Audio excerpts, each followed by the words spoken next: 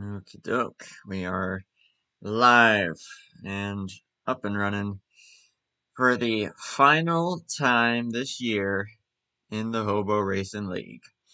It is championship night, it's finale night, it's a send-off night, just about anything that you can imagine. It's going to be a bit of a celebration tonight here for the Hobo Racing League.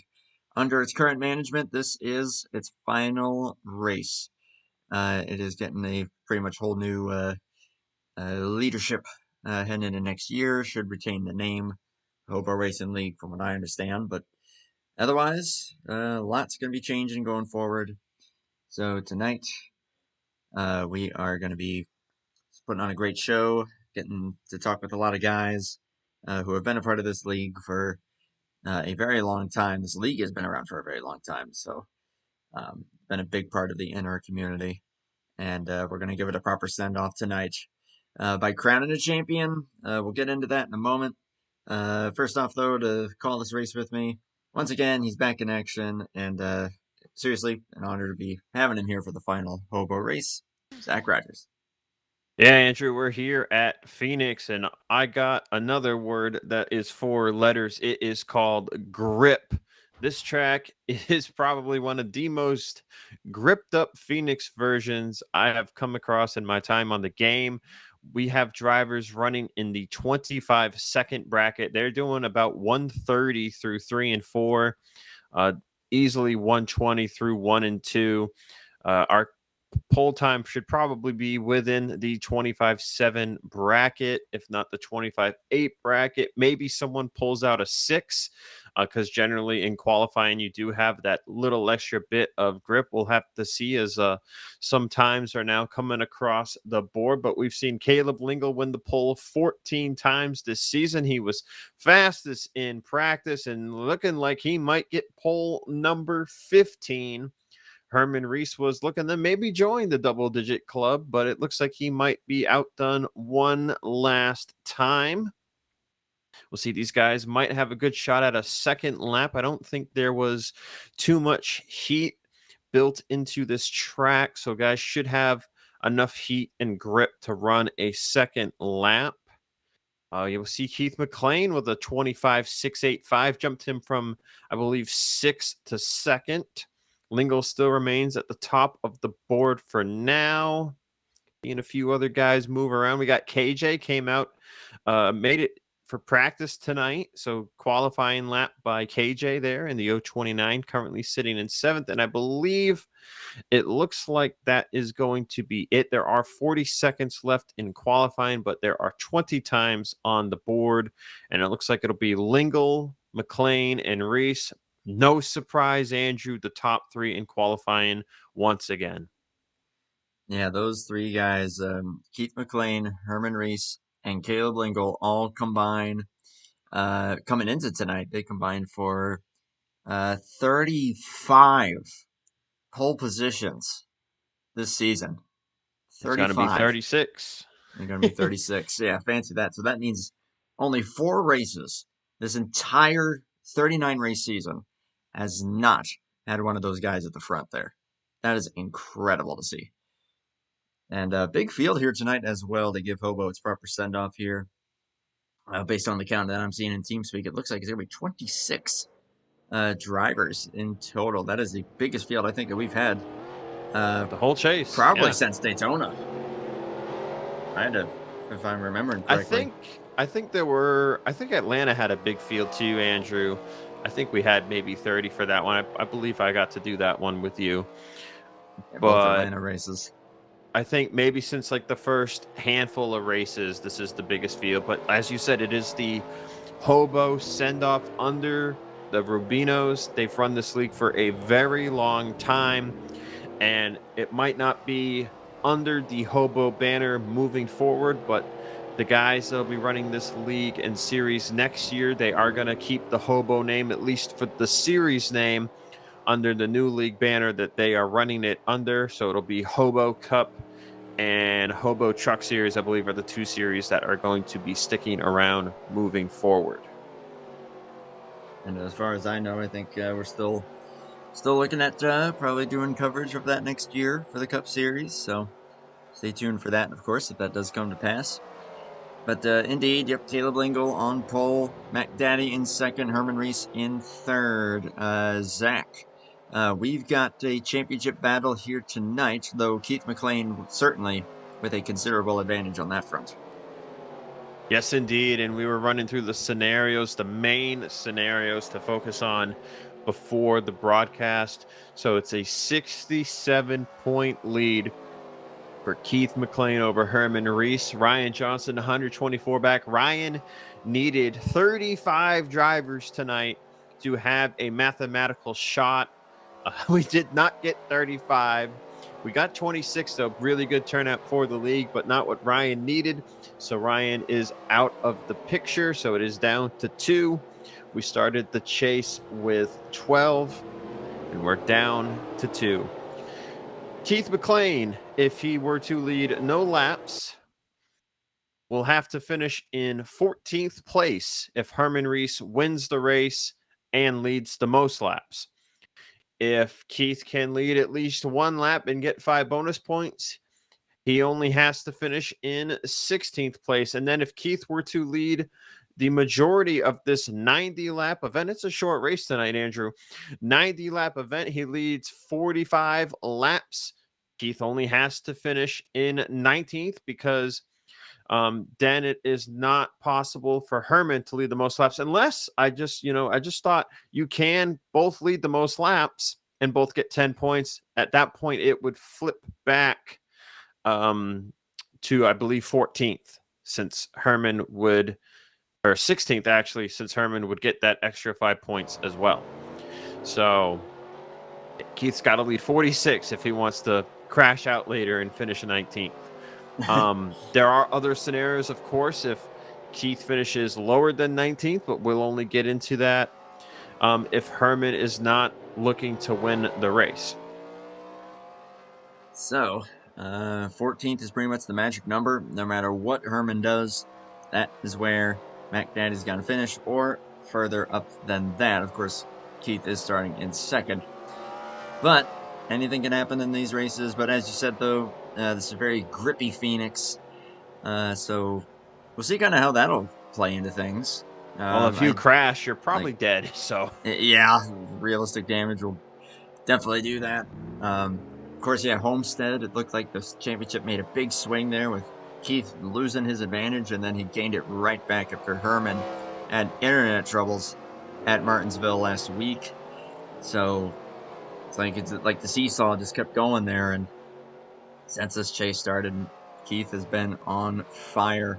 Homestead really being the only blemish on that all season long, and Keith came so close to winning that race at Martinsville. Ryan Johnson, of course, getting the win thanks to a strategy call that got him that W. But just pulling up the point standings here. Also, just taking a look at some of the statistics throughout the season coming into this race.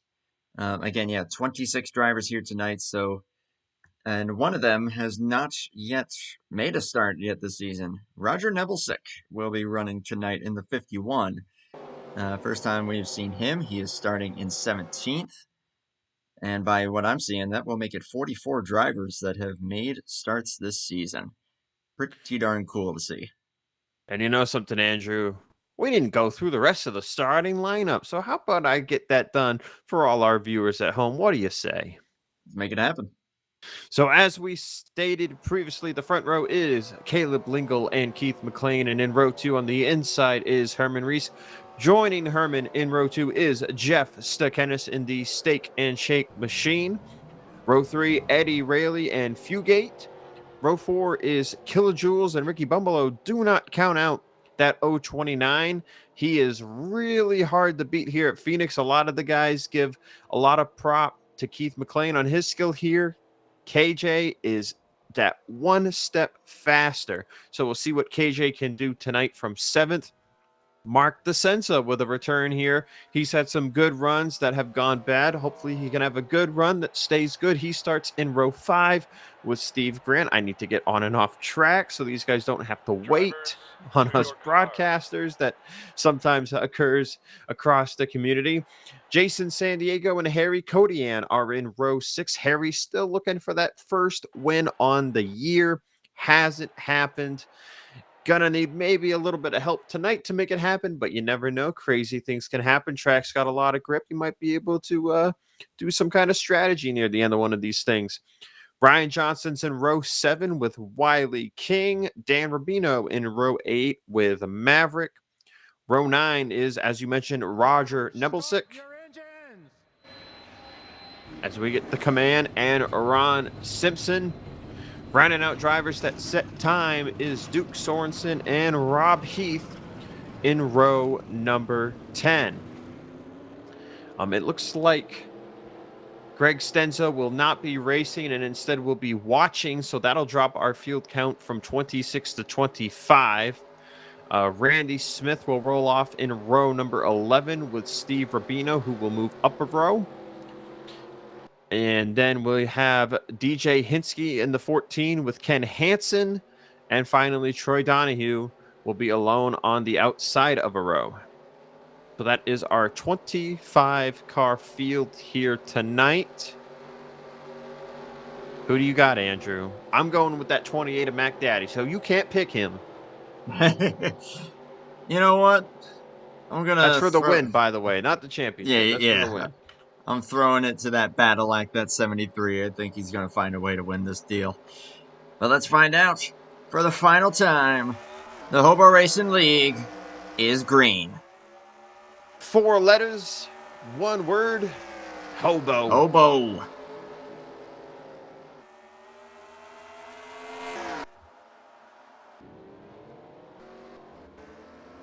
Every time I tell somebody I'm going to broadcast at Hobo, they're like, "You are a hobo." And I'm like, "You're right. I am a hobo." All these guys are hobos. That's what we're here for. We had some trouble on the start there. We saw some trouble at the back of the field, but no caution. Caleb Lingo will lead the first lap. But a lot of guys that have now fallen off of the group after something occurred. And Yeah, I'll Ron let you Simpson know. already with a lot of damage. Looks like maybe a scrap with Duke Sorensen and Randy Smith. And yeah, Ron Simpson's got a ton of door damage.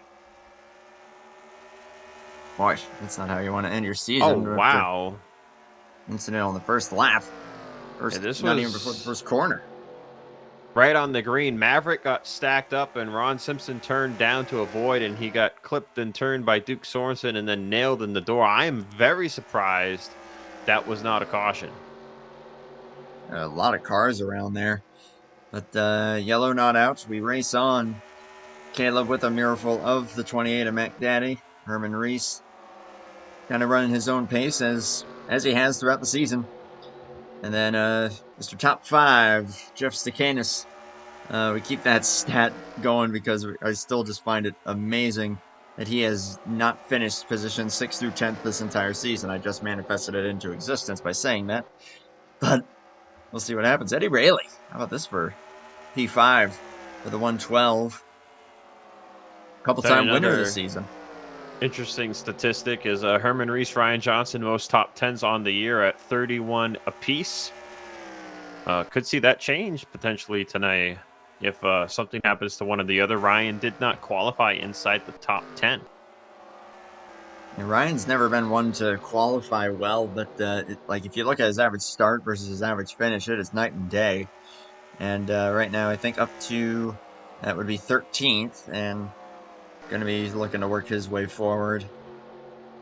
Steve Grant running 11th. It's a guy that was second in the points when the chase started. Just king consistency, but since then it's kind of been on a steady-ish train of decent, yet no groundbreaking results for that number 11, but still one to watch out for, potentially, if things go his way. There's KJ starting to make some little peeks and moves here. As they're going to get underneath of Fugate, going to force the nose in there for 6th place, but Fugate holds on to that one for the time being. Shifting is that number 9, it looks like. Yeah, I was just running through the field a little bit to see us. Oh, man, Fugate almost hit the wall there.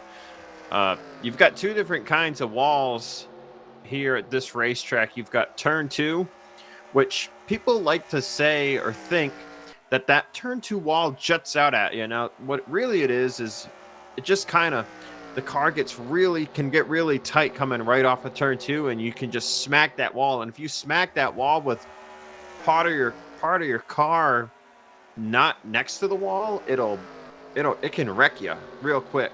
And this ain't the newer dog leg. This is the old dog leg. So you're going to bounce right back into traffic, all that. And then turn 4, the wall shoots way out and then comes back. And people can get in trouble there as well.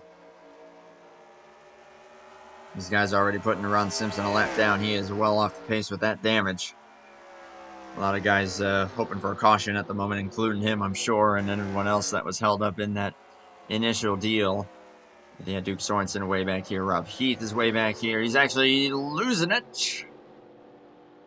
Trying to hold on to it, and does. Boy, good time to focus on the 27. Guy who's hasn't made quite all the starts, but I would say probably at least half of the season. But yeah, these guys are up at the lead, starting to catch some more lap traffic here pretty soon already. With currently 80 laps to go, and once again, the top 2 just remain pretty much stagnant and holding on to the lead that they've got over Herman Reese. Yeah, Andrew, this is starting to feel very similar to the previous 2 races of both Homestead and Martinsville, where it was a bit of a gripped up track with not a lot of tire fall off. So we're not going to see a lot of passing on the racetrack unless somebody makes a mistake, as it looks like Eddie Rayleigh is blown up. Oh, you're kidding.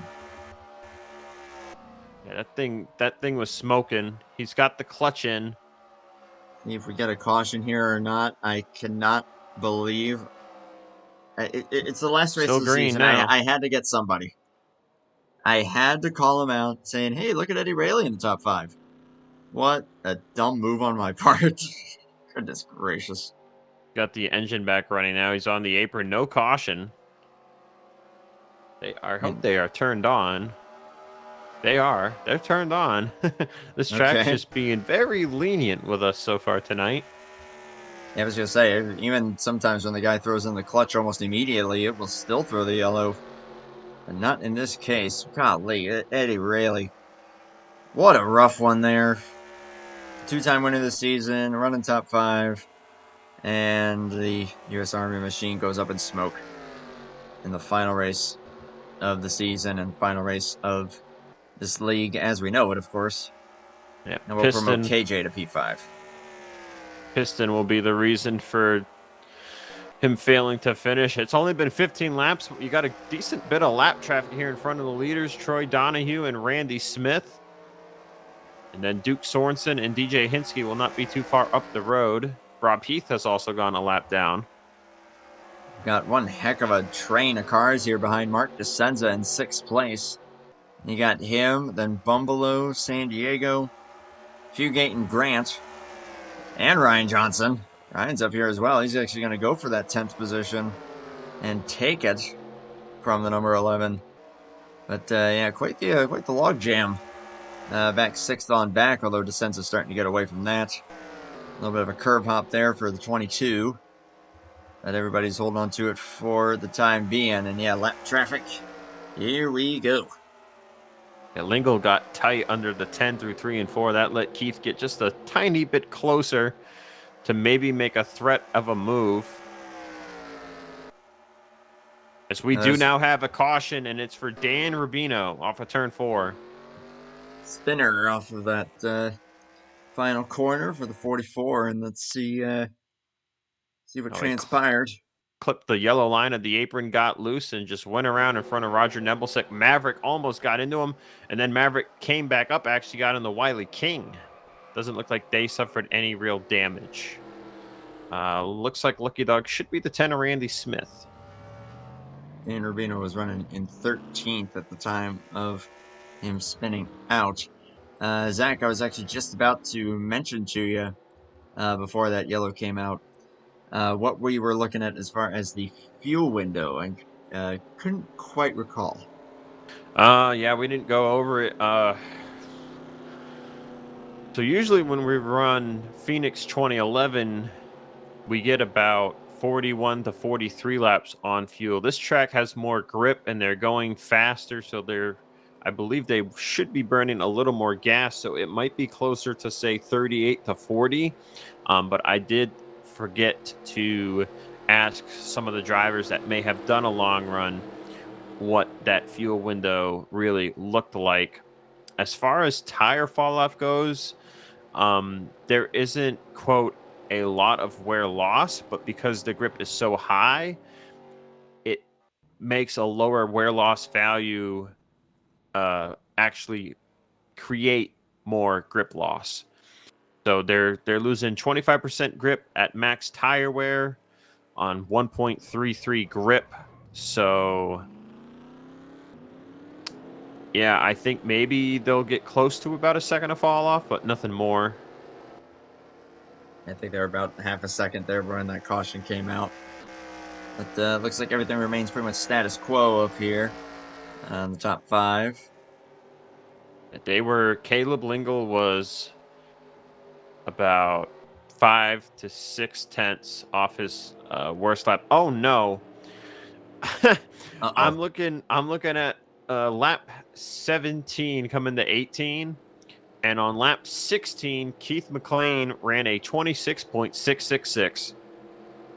Well, he's losing the championship. Noticed it in hindsight, though, so I don't know. That might not be a jinx. But he has yet to lead any laps. Neither Herman Reese has not led any laps either. As a Harry Codian leads a lap here under yellow. Looks like Troy Donahue will take a wave around. Hey, why not, you know? This race is going to go by fast, though, Andrew. Sorry to interrupt your train of thought. We're already 20 of 90 in here.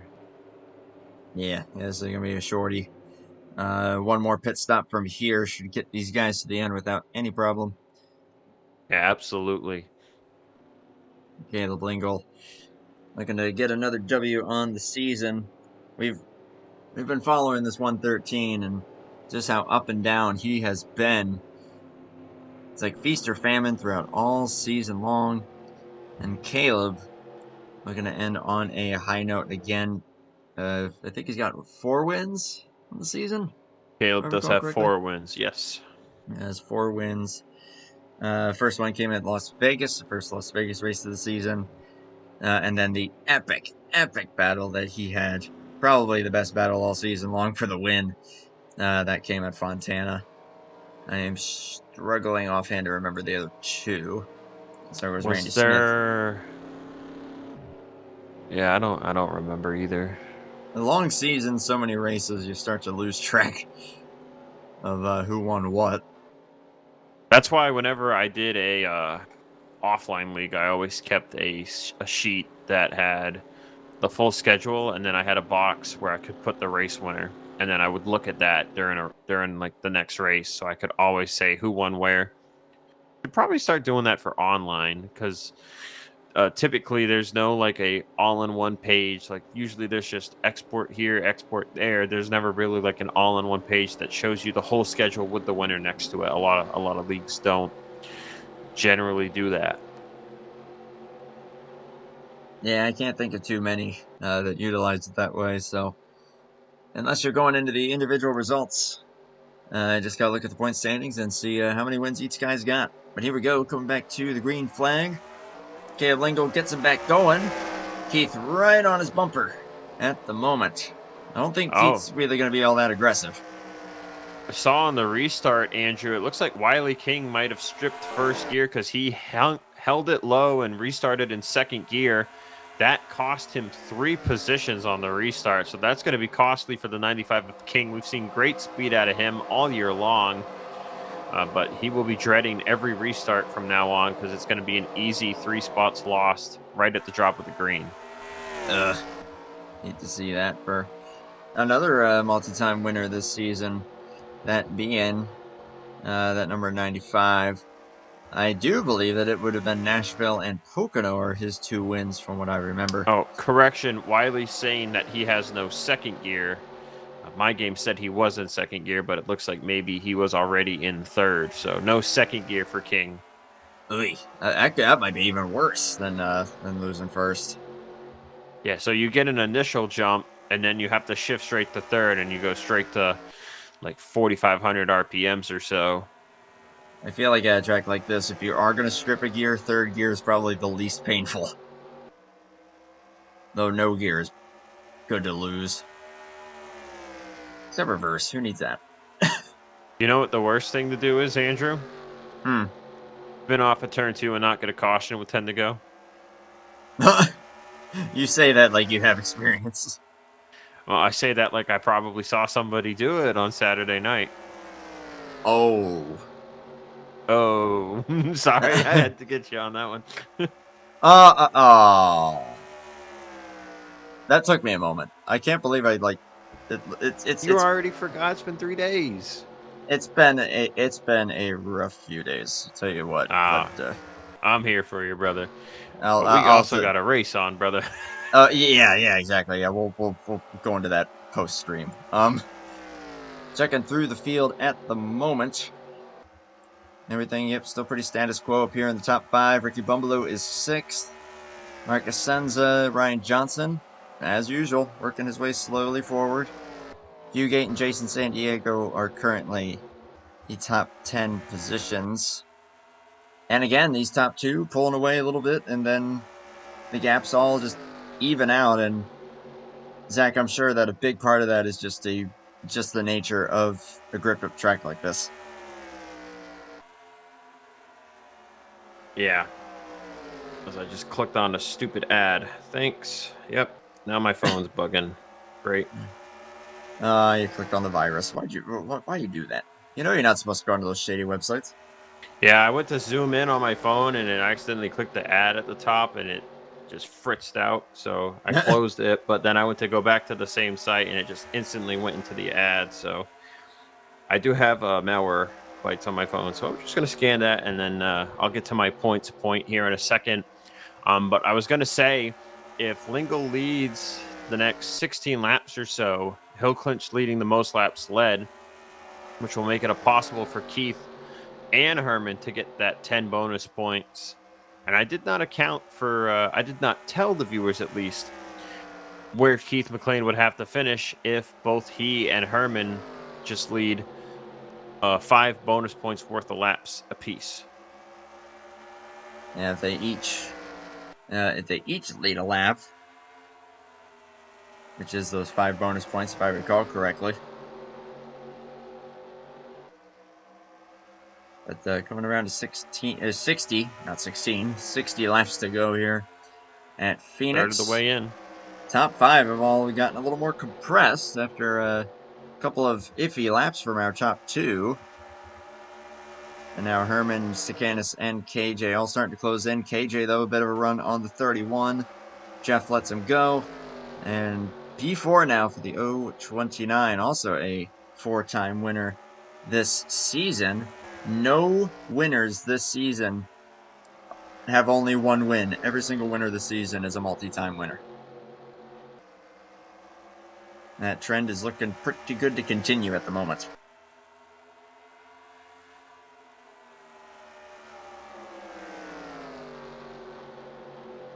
10 winners, if I recall correctly, in total. There's definitely a few guys that are very deserving of a win that do not have one. You mentioned Harry Kodian, and yeah, he's had races where he's had some phenomenal speed. I think of Darlington, the second Darlington race, where he was right up there. Iowa, he was up there really, really strong.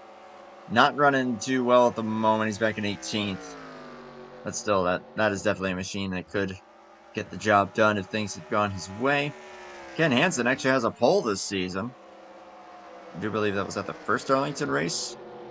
Don't quote me on that, but yeah, he's one of those very few pole sitters that are not named Caleb, Herman, or Keith. So looking at the points format, Andrew, if Caleb Lingle locks up most laps led and then Keith and Herman were to both lead some laps, if Herman were to win, Keith McLean would need to finish in 18th place or better. As we have a second caution flag of the night. Trying to find the trouble. Oh, Oh, no. Pretty Yeah. big wreck here off of turn 2. Wow. Harry Kodian with heavy damage. Oh, that car is junk. Oh, look out, Troy Hold Donahue. on. Woohoo.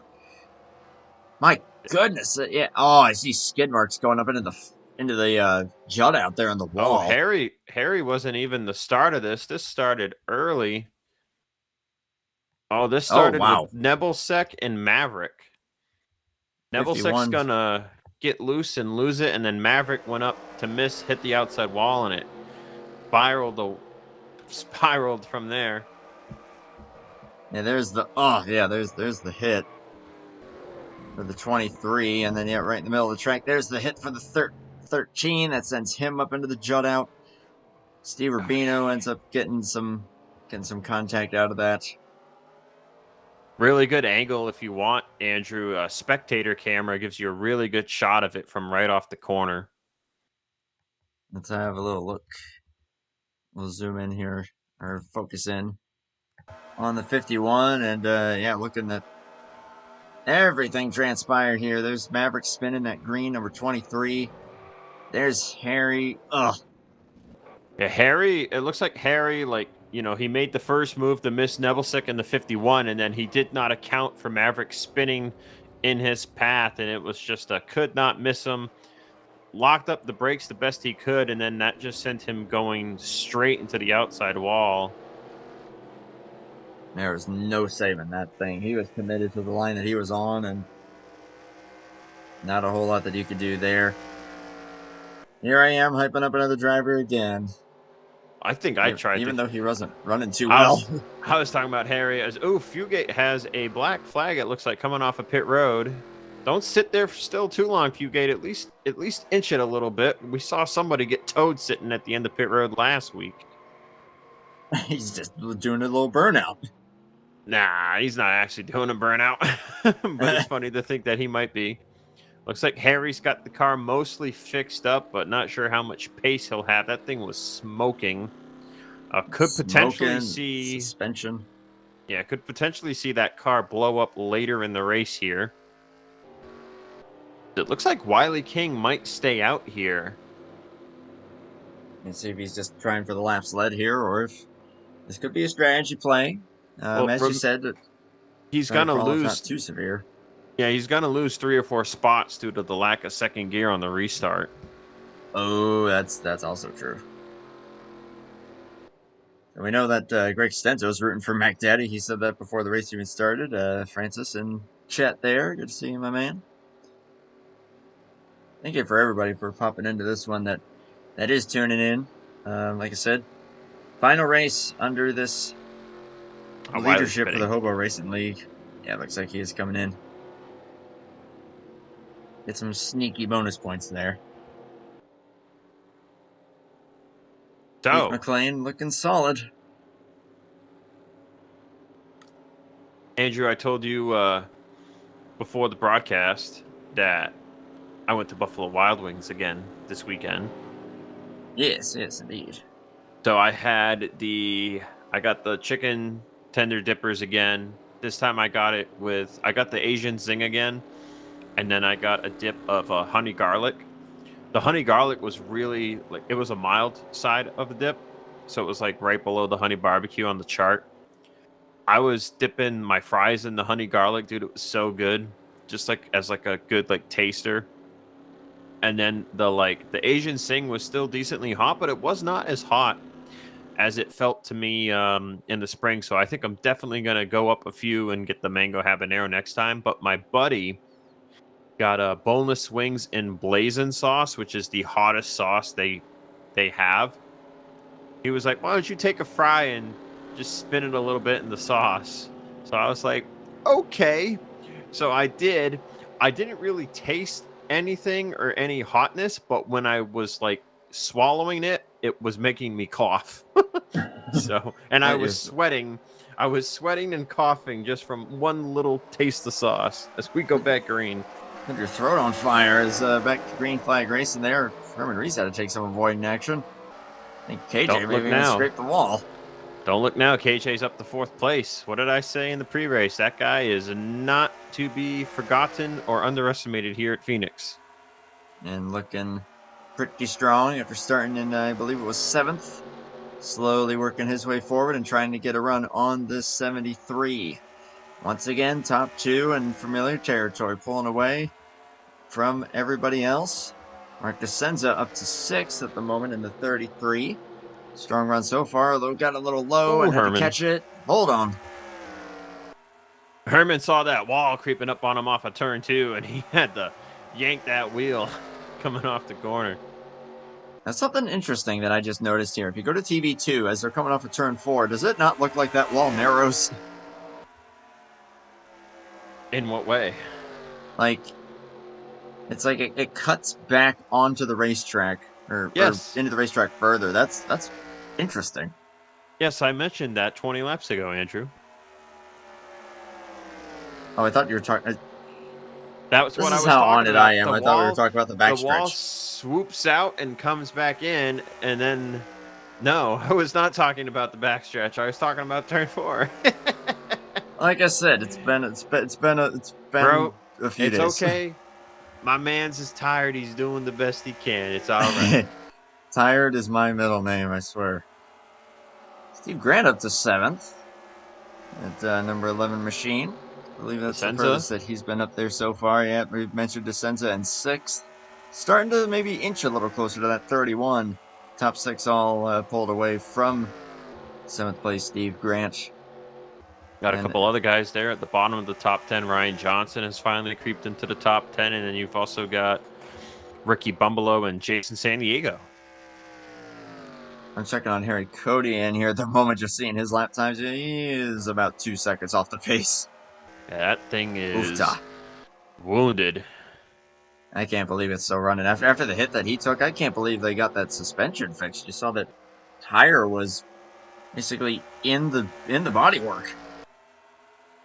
Yeah, well, as I think I told you, Andrew, back at Homestead. Oh, we've got another crash off turn 2. Yellow flag. Is that enough for the yellow? Yeah. Yep. Troy Donahue, I believe. Let's see. As we are just taking halfway. Oh, this started with Dan Rubino going around in front of Troy Donahue. And that was it.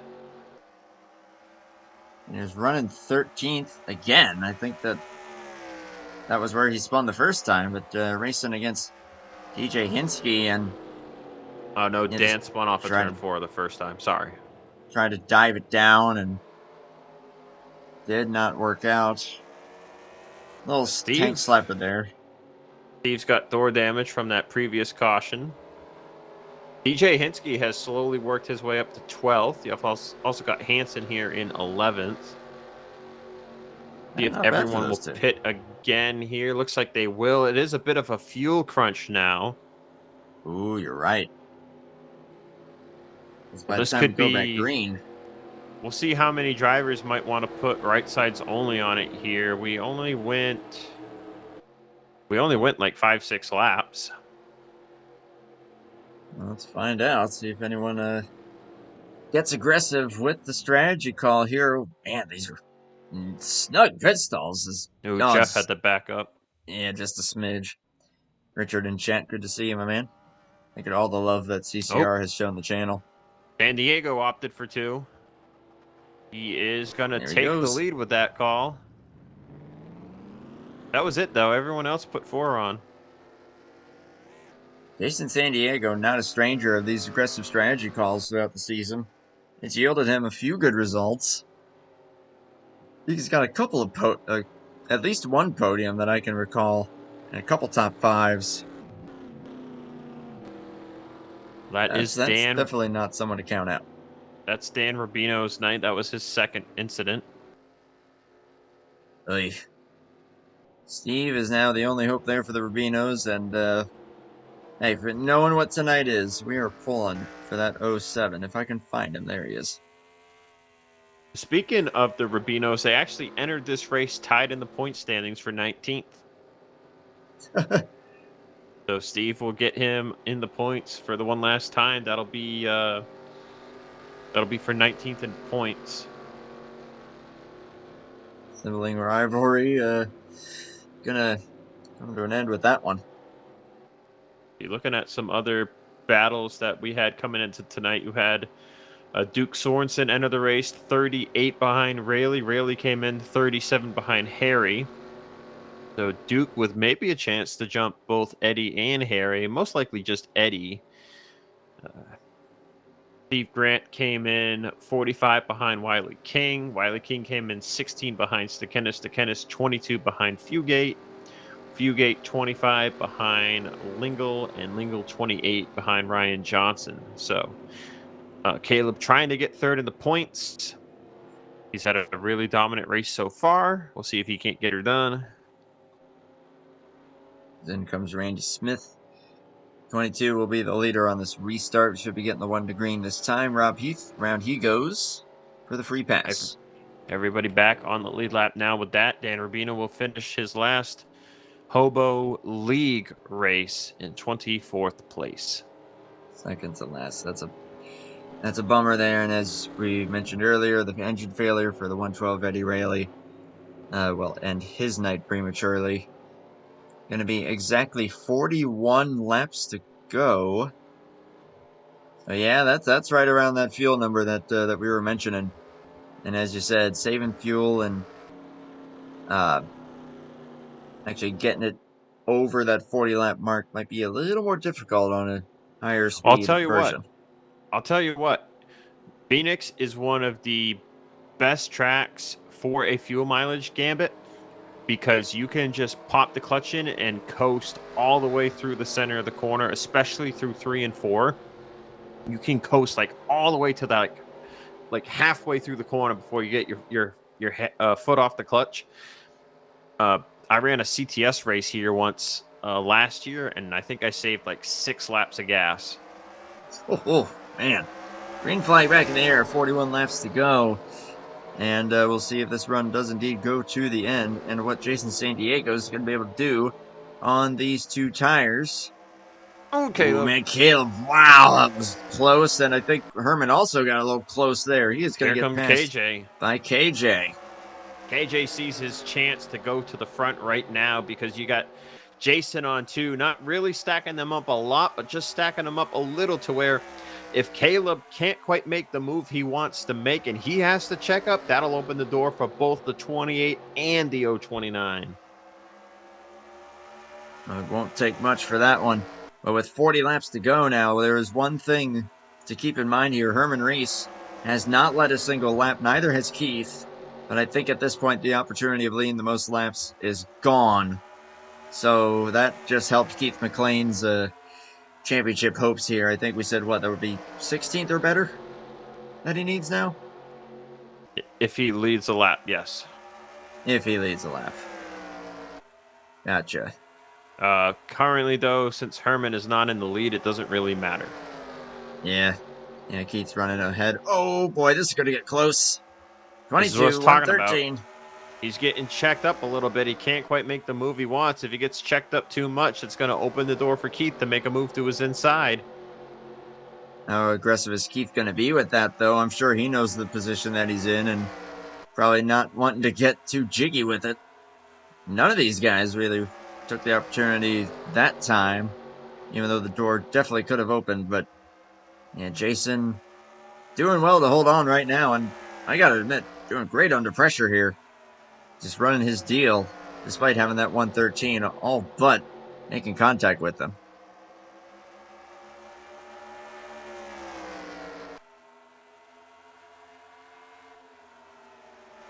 No one's on the clutch either, so I think that they're looking at their fuel numbers and they're pretty happy with them. Oh, here we go. Oh, that's sideways. I checked up Caleb. Here comes Keith. Told you. Oh, boy, that was close, but a good save. And ooh, that was actually pretty bold there from both guys. They really dove it into that one. Still side by side here through the backstretch dogleg. Oh, that's Ooh, the Keith's on apron. the Don't hit that. apron. Don't do that. KJ now looking to take advantage. I know those two are close friends, so I think KJ may give him a little bit of grace. Caleb might have a good run off of two Whoa! here. Jason a little loose. Might not be quite close enough to make the move in the 3 here. He's going to try to set him up again. He's got a little bit of space as Keith sent it in the turn 3. Phew. My Lord. I think Caleb really tried to diamond that corner there. Does not work out for him. And that 22 retains the lead. He might have had a heart in the throat moment when he saw Keith send it in the corner behind him. Maybe a little bit so. KJ's now getting loose. Had to chase up the racetrack. See some dirt there. I'm not sure what's going on there. Jason. Caleb sent it in a little deeper there on entry. Jason's definitely getting wiggly on those 6-lap older left side tires. It's going to be maybe a matter of time here for Caleb to get the right move, right run. Looks like it could be right here. Almost. How aggressive is he going to be on corner entry?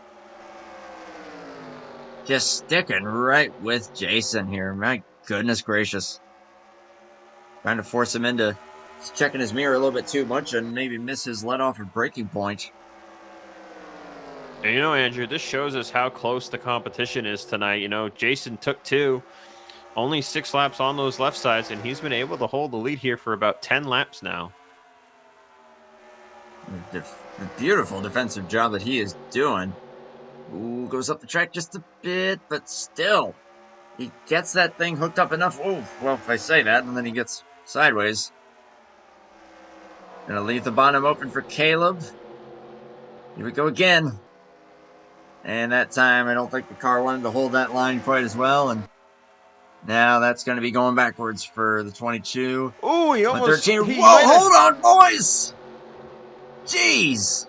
I think he might have actually gave Keith a small tap going in the corner. I wasn't too sure there. That was dicey. Man, I thought the moment was going to be with Jason, and then both of our top 2, who now are side by side for the race lead. Keith going to probably take advantage of this dogleg here and get clear, and he will. Barely. Caleb with a crossover, though. Keith gives him the lane. Ooh, hold on. And clear officially now. Mac Daddy to the point, and now crucially with that lap led, just helping out his chances even more. And it looks like we might have another caution. Jeff Stacanis this time. Stacanis? Oh, he got... What my happened goodness. Here? Oh, Ryan Johnson hit the wall off of turn 4, and at the same time, Jeff was loose. Well, yeah. Oh, yeah. Just double trouble. As they were all still working their way around San Diego. And yeah. Jeff ended up in a weird position there. So did Ryan. I'm not sure who you would put that on because Jeff got loose. And Ryan kind of went for the hole, and he just kind of put himself in the wall. Maybe on Ryan, I guess, since Ryan hit the wall and bounced back into Jeff. Yeah, if you gotta call something, I think that might be the way to go. Okay, let's see what the strategy call is going to be here. Probably 4 tires, fill it up. Maybe not fill it up all the way. Maybe just fill it up a little bit. Raise the track bar. Maybe take some wedge out, depending who you are. Going to be within 25 to go on the restart. Jeff is going to get his stop done just in time and stay on the lead lap. Rough break for the 31. Caleb that's not good. Stall. Not in the slightest. He's still trying to sort it out. There we go. That's going to cost him a ton of track position. DeSenza has opted to take 2. Okay, and next guy taking 2 tires here. Let's see what Mark DeSenza can try and do with it. I'm looking Caleb at with Caleb. another costly mistake from the 113 team. He had to go. That was the first time he had to go around Keith McLean's stall the whole night, and he just didn't get it turned far enough to the left.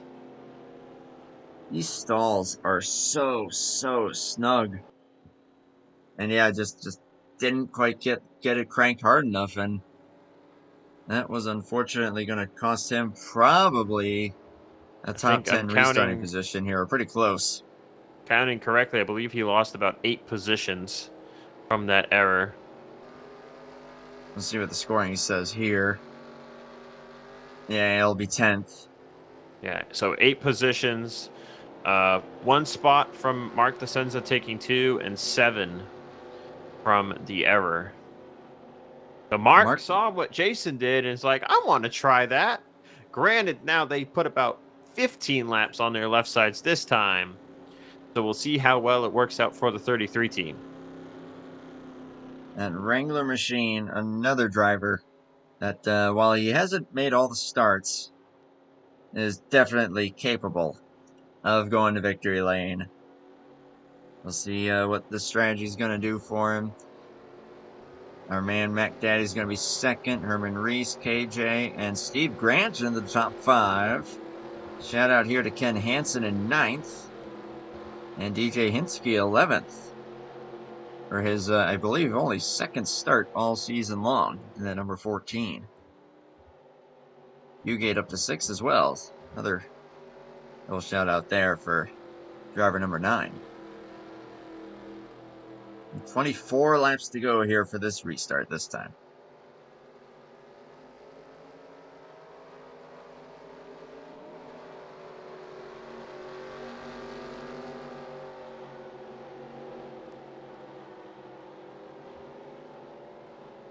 Again, Mac Daddy, he's got to know the situation that he's in. He's got to be feeling pretty good about himself. All he has to do is just keep her right where you're at. If Herman passes you, so what? But Herman has always, at least so far in this race, he's always been just about a click behind the 113 and the 28.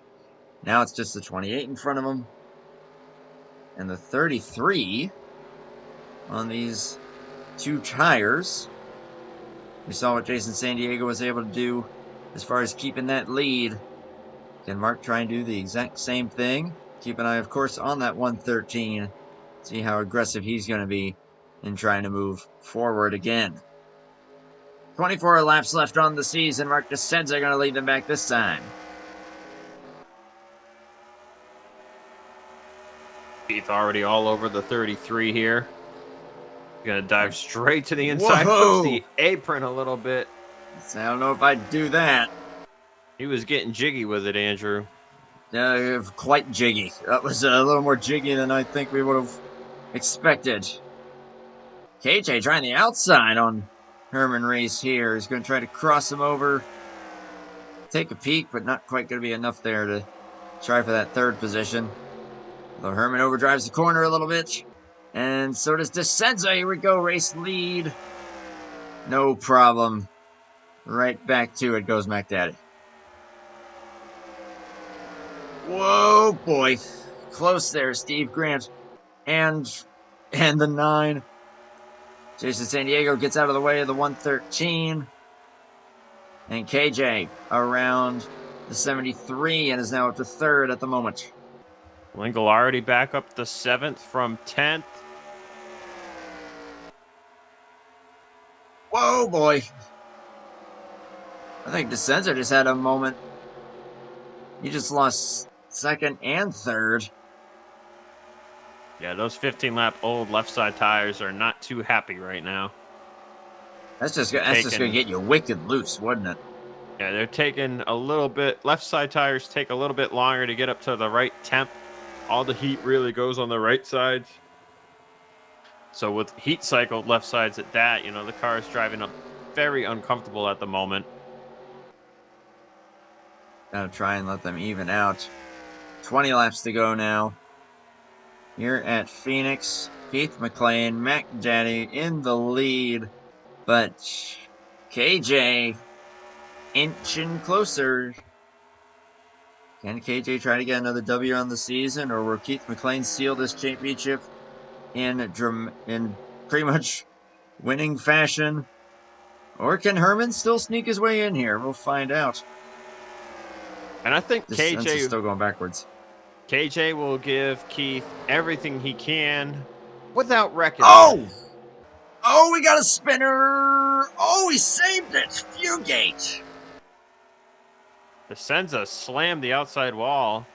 Yeah, he got doored, and then Fugate started to spin and actually kind of gently bounced off of the 113 and stayed straight. Caution out anyway? Fugate clipped the yellow line.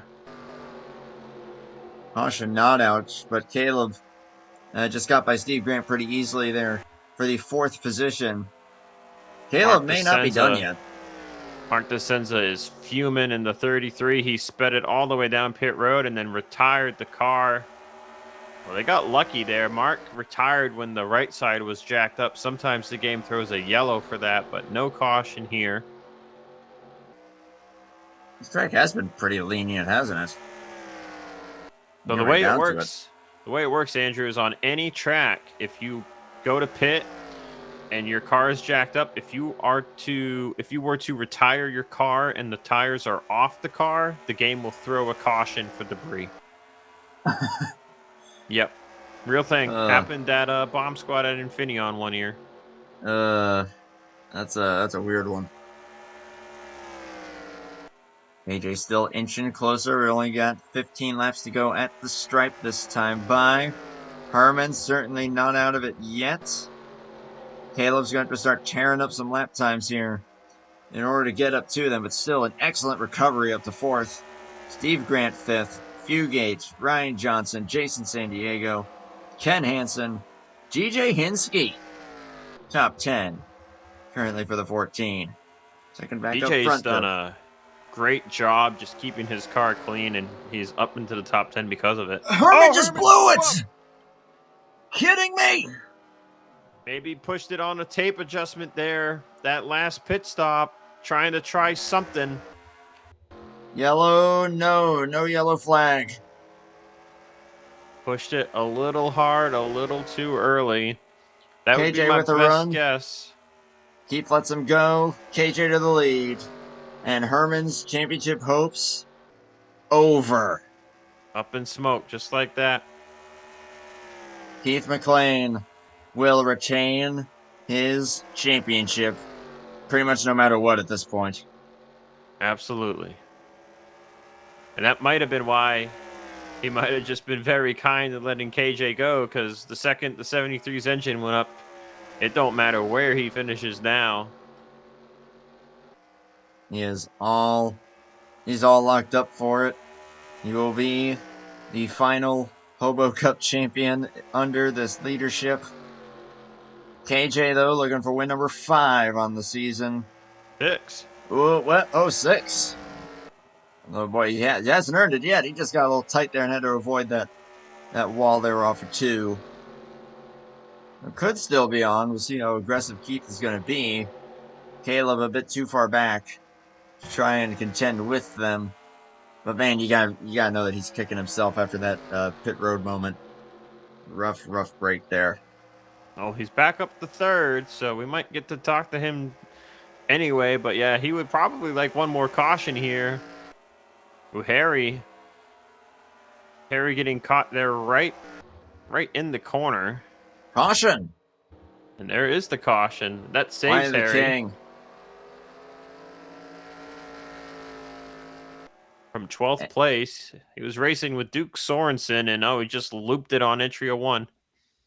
It's kind of been another trouble spot tonight here. Has been corner entry. Man, look at that hit there to the back of that car.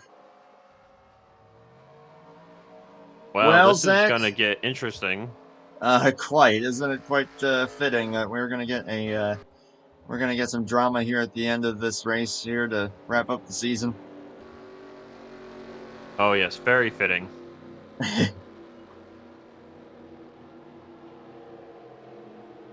Man, I feel like that 113 is going to be going nuts now that he knows that that 28 is secure in the championship. Oh, not seeing many people pit while the top two stay out. Whoa! Oh, Johnson stays out. San Diego, Ken Hansen will stay out.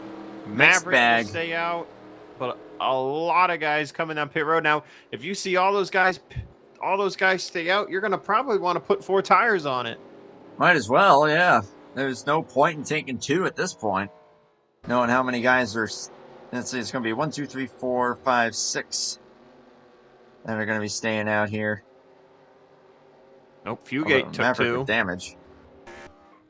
Fugate opted for 2. Everyone else takes 4. Whew. This could be spicy. Rob Heath stayed out as well. Are they going to have enough time, though? That's the big thing. Well, that's the big answer for that is if you're going to have all these guys that stayed out on slightly older tires. There's not a ton of wear on this gripped up Phoenix. So, it's only like maybe 2 to 4 tenths, depending on the driver of advantage here. But, if you loosen up your car a little bit, you can get a little bit more, add a little grill tape, get a little bit more. But, yeah, it's going to be tough. It looks like we will have 6 to go on the restart, and then next flag could potentially end the race. If we get one caution right away, I believe they race back under 10 to go. So you'll get at least 1 lap there, but then you'll maybe only get 1 or 2 laps on the next restart.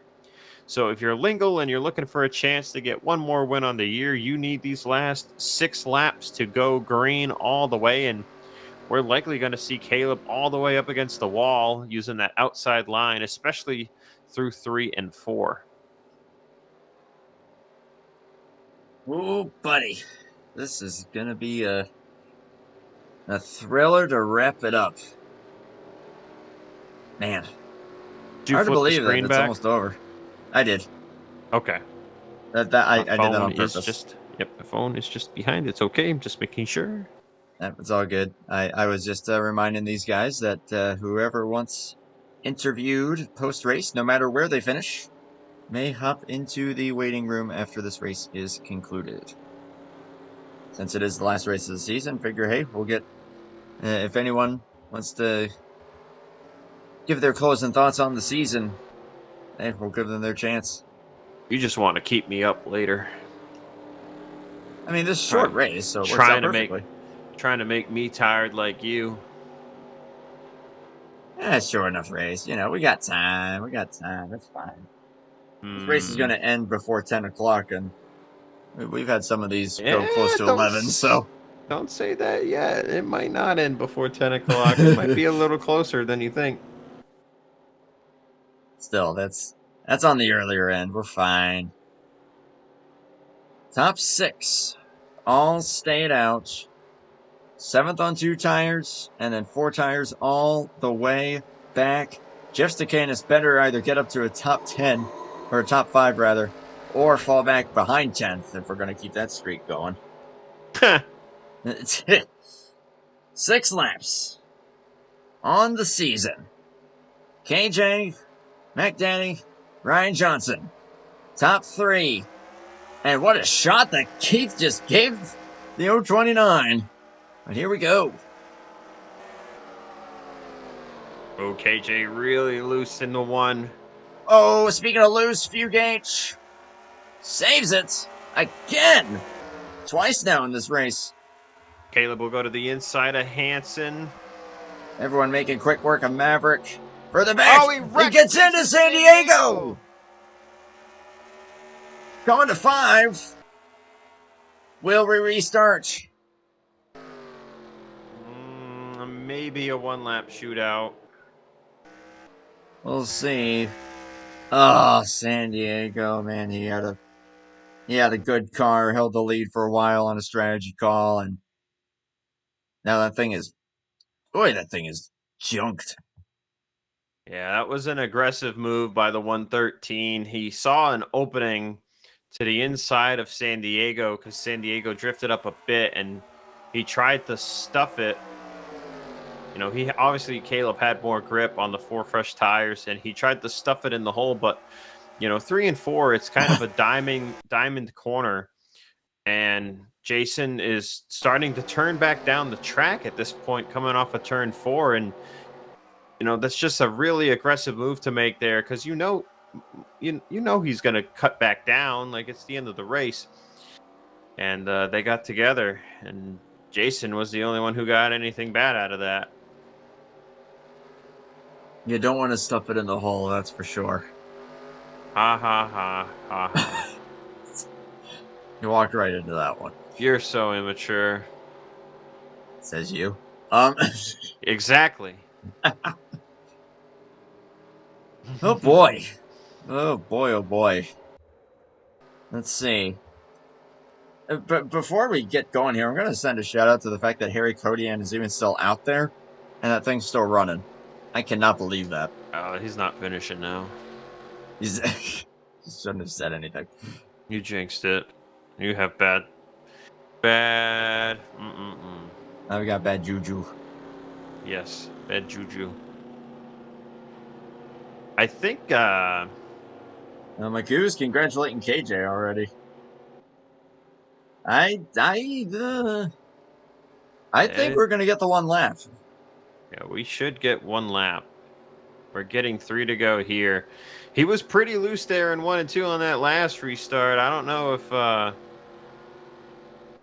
if Keith will try anything if he gets a better corner. Brian Johnson might.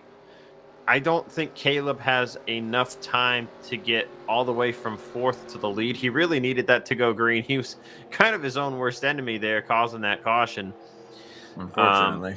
He should have a good shot to get to 2nd, though, but I do not think he has enough time to get to the lead.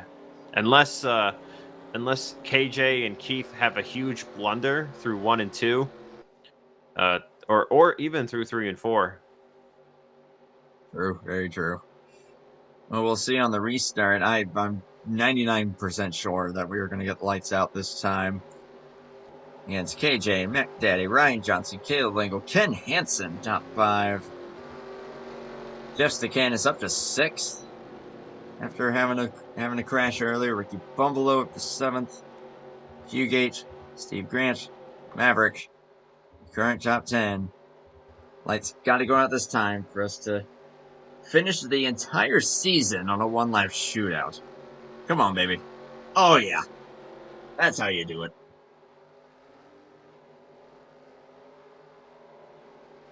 And now the guys that stayed out, Andrew, their tires cooled off under the last yellow, and then they only had 1 lap of green, so they barely got any heat back in them. So now they're even colder. They're like an extra it's probably only like a 5 to 10 degree difference that their tires are colder than maybe, say, Caleb Lingle's. Caleb's tires are going to be cold, but he still has very fresh tires, only 1 lap of tires worn. We'll see how aggressive he wants to get here, though, because remember, if you cause 2, you're effectively parked. So if it's on the last lap, you're effectively in the longest line. So he doesn't want to cause anything here.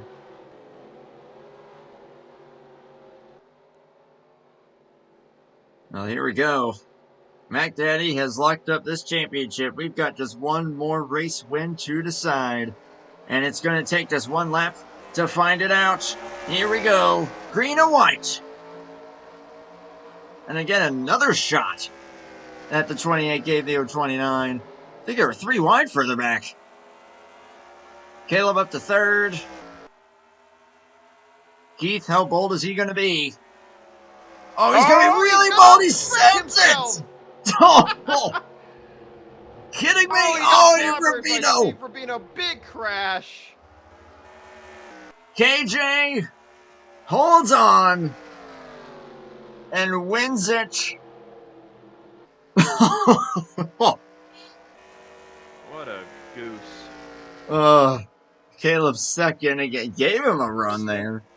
For sure. Ryan Johnson will finish P3. Goodness, what a finish. Oh no. Oh, don't hit the insinuator. Everybody's just gonna get after it here now. It's the last race. Go crazy. Jason San Diego has no front end left. And that's upside down. I just noticed that DJ Hinsky is driving a Lincoln.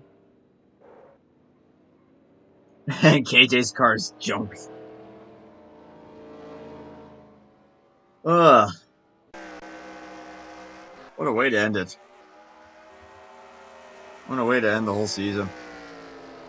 Let's take a look here at that final restart. I think Keith knew that it didn't matter, so he said, bombs away, y'all. And just went for it. KJ got a little sideways too, and boy, Caleb got awfully close to getting into that 28, but you were with a save there for good measure from KJ. Golly, he had a little bit of everything on that finish, including a crash for the ages.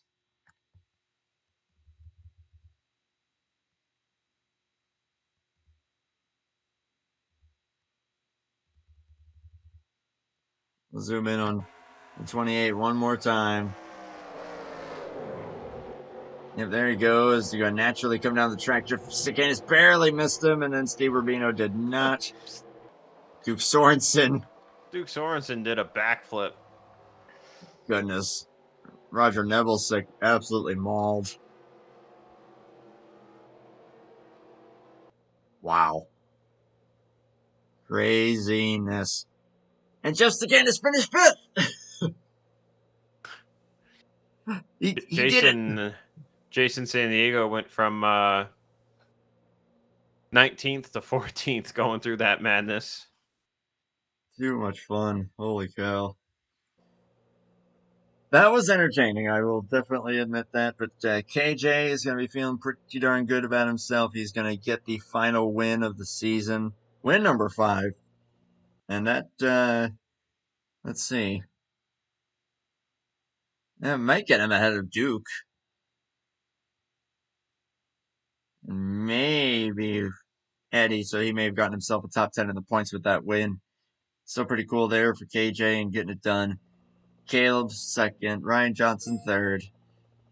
And then you got after that Ken Hansen fourth. A great run for the driver number 94. And Jeff Stakanis, he did it. He got all top 5s and top 10s matching. That's awesome. Fugate 6, Steve Grant, Ricky Bumblow, Maverick, DJ Hinsky the top 10, Randy Smith, Ron Simpson, Troy Donahue, Jason San Diego, Harry Cody Anderson, 15th after what he went through. Goodness. And Keith sees it out to 16th. More than enough after piston failure for Herman. Keith McLean is indeed the 2025 HOBO Cup Series champion. Steve Rubino 17th, Duke Sorensen, Roger Nebelsick, and Wiley King. Top 20 all finished the race. Rob Heath, Herman Reese, Mark Crescenza, Jane Rubino, and Eddie Rayleigh all coming up short before the checkered flag. But big congrats to KJ on the win. But of course, the biggest congrats are going to go to Mac Daddy on that championship. Again, we'll be doing some extra interviews here tonight since this is the concluding race on the season. So we'll just kind of go down the order here, and we'll start with our top 3, and then we'll go from there, and then we'll wrap it up with the champ. Let's start with Ryan Johnson. User was moved to your channel. And there he is. P3 finisher tonight, Ryan Johnson. Do you copy? Got a copy. Right on, man. Third place. Yet again, another strategy call that's going to get you a great result. Got that a little close there with Caleb, but once again, though, man, your season has been a big part of just mostly just qualifying and then you work your way forward. What the heck is your secret with that, man? Because you always find yourself up in that top 10 somehow, some way. Yeah, just I don't do a lot of practice. I normally join late and just kind of feel the race out. And try and run a clean race. I hate that me and Jeff got together there. I'm looking at that right now. I went as high as I could. I bounced off the wall and got into him. So, but it looks like he rebounded to a fifth. So, yeah, I was hoping to hold on to, to third, and then Caleb passed, but then Keith spun out. So here I am. I was gonna say, I mean, yeah, from your perspective, what the heck was that like seeing McTeddy spinning out way up in front of you there? Yeah, he sailed it in there. I think he was trying to get below KJ and just pushed a little bit too hard. But yeah, wasn't expecting it that late in the race. I know he tends to run a loose race car. I can't drive his setups. I'm sure you've tried driving his stuff, but it's just tough. So, but yeah, it was a good race overall. Yeah, short race, considering the lap count, but regardless though, yeah, produce some craziness. I guess the last question for you would be the mentality of staying out when it looked like it was going to be a pretty mixed bag. What went through your mind with that call? Well, I thought, we're getting down to the nitty gritty, and I figured it'd be caution after caution because everyone's patience was running out and everyone's going to get what they could get. So I thought I'll just stay out and see where I could end up. So it worked out, made the right play call there. I was a top 10 car all night and kind of lucked into a third. Hey, still got a lot to be proud of with that. As always, of course, a first and a third to wrap up the season. Zach, anything for Mr. Buffalo Wild Wings over here? No, I got blank head right now. I'm sorry. I got nothing. Just congrats on a great season, Ryan. Yeah, I made it up second. Top I don't three in the know. points, I think. Well, I know I was third going in the night, but I don't know if I gained enough on Herman to get by him or not. Probably not, but hey, close. Actually, That'd be I close. think you might have. Let's see. It looks like you gained 68 points on him. So yeah, I believe you might have What got was I? second. 67 behind him? I forget. I looked at it and I forgot. Looks like he was 124 back of Keith. So yeah, I think it is 67. Yeah, I think I got him by one then. 57. That's awesome. So yeah, it shows you on the standings, Andrew. The first number Or is 63, behind. rather 63. No, 57. No. Oh, it I shows can't you. It's the second number. I can't read. Finish, man. It shows the first number on the far right is behind the leader, and then the second number is behind the next. So he was 57 back. So yeah, Ryan, you got second in the points, brother. All right, I'll take it. Love it. So I had a good average finishing position. I think I was second behind Herman in the stats there. So had a lot of top 10s, a lot of top 5s. So just most top 10s for you on the year. Yep. Just kept it consistent all year. That's kind of my strategy. Try and keep the car clean, not wreck, and I think that's what it shows. Yeah, it shows, man. And while it's a tough break that Herman blew an engine, and that's what's going to end it for him, that will put you with the most top 10s on the season with that 32. That is freaking awesome, man. Thank you. Appreciate that. Before we let you go, though, man, you know what to do. Whatever you want to close out with. Big shout out to Hobo Racing. I know we're entering a different era coming into next season. Hope it all works out. Looking forward to it. It's been fun running with the Rubinos. Been racing here since about 2015, so it's been a hell of a run. And thank you to those guys. And look forward to what's next. And shout out to everyone that was watching. I think I had a few viewers tonight, so thanks for tuning in and maybe cheering me on or at least watching. So appreciate that. Thank you guys as well.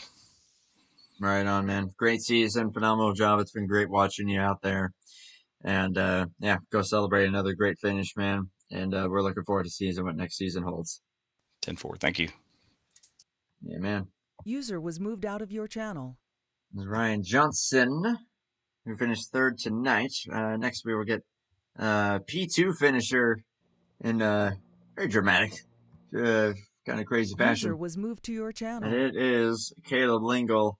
First, Caleb, do you copy? Yes, sir, Andrew. Boy, that was quite the second half of the race for you.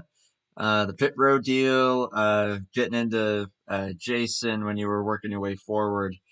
But still, though, hey, with those tires, you made it work up to second place, and ultimately, just looking at this, yeah, I think that will probably keep you fourth in points when it's all said and done. But as far as tonight in particular goes, how are you feeling? Because you definitely had a great car overall, though. Yeah, it was a good car. First half of the race went exactly as I planned. Right, stay out there, lead a lot of laps. It's clean air.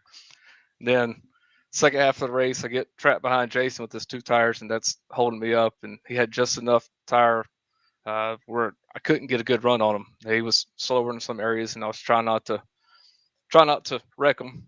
And then finally got around him. Then Keith got around me, and then the whole debacle on pit road after that. But yeah, so I lost kind of control of the race then, and then it was just fight to get back up there, and then we had that late race caution, with less than 10 to go or something, and I said, well, why not? The last race of the year, let's try to do something and let's have some fun. And yeah, the restarts are pretty wild there. Got a lot of guys there on the restarts. Turn one, the first about, and then there at the end, I needed one more lap, and then I would have had this race won. But yeah, no, it was quite a two different halves of the race. Yeah, big time. And still impressive that you managed to work your way up there, though. For the season overall, well, first off, I mean, you obliterated everybody on poles. I mean, tonight was number 15. Keith was next closest with 12, and then Herman had 9. So you guys pretty much all but swept the season on poles. And yeah, average starting positions like 3.3. You've had such an up and down season. Stretches where you were up there for the win, stretches that everything just went crumbling down, and everywhere in between, man. It seemed like quite a roller coaster, but when you get right down to it, you're going to be fourth in points. Overall, thoughts on the season? Yeah, it was like my race, up and down. Some of the stuff that I went through was no fault of my own. Other stuff was self-induced. So it's kind of hard to go back and look at one area that was that made the big difference.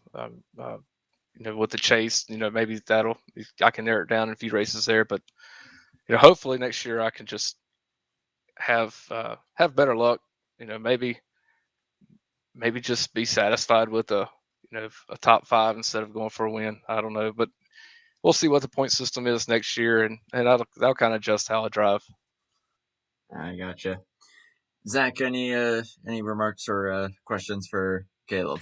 I love how you said remarks, like you almost knew what I was going to say. Did you have to wreck Jason?